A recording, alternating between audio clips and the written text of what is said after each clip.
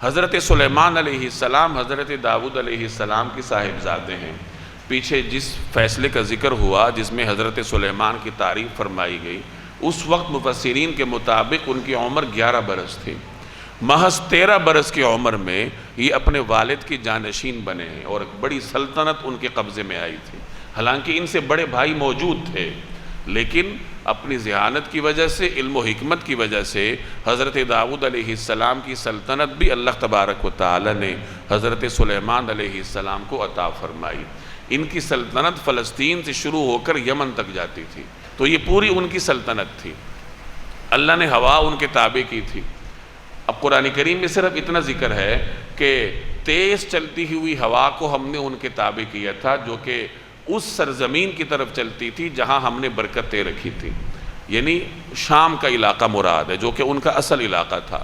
گویا کہ یمن سے شام کی طرف ہوا ان کی تابع ہوتی تھی اور ہوا کے ذریعے وہ اپنے علاقے میں آسانی سے تشریف لے آتے تھے۔ دوسری جگہ اس کا ذکر ہے کہ ایک صبح کے وقت میں یا ایک شام کے وقت میں وہ 1 مہینے کا سفر طے کر لیتے تھے۔ اب قرآن کریم میں اتنا ذکر ہے، باقی تفصیلات نہیں ہیں، کسی حدیث میں بھی تفصیل نہیں ہے۔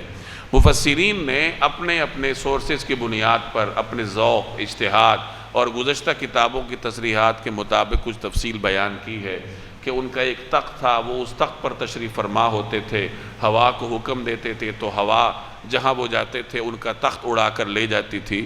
1 مہینے کا فاصلہ وہ ایک صبح کے وقت میں طے کر لیتے تھے، اور پھر واپسی پر 1 مہینے کا فاصلہ وہ ایک شام کے وقت میں طے کر لیا کرتے تھے۔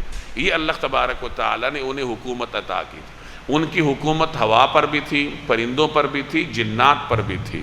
آگے جنات کا ذکر آ رہا ہے۔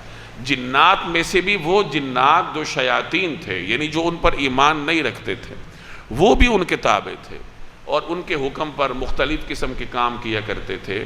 اللہ سے انہوں نے دعا کی تھی کہ ربی حب لی ملکا لا ينبغی لأحد من بعد، کہ یا اللہ مجھے ایسی سلطنت عطا فرما جو میرے بعد کسی کو نہ ملے۔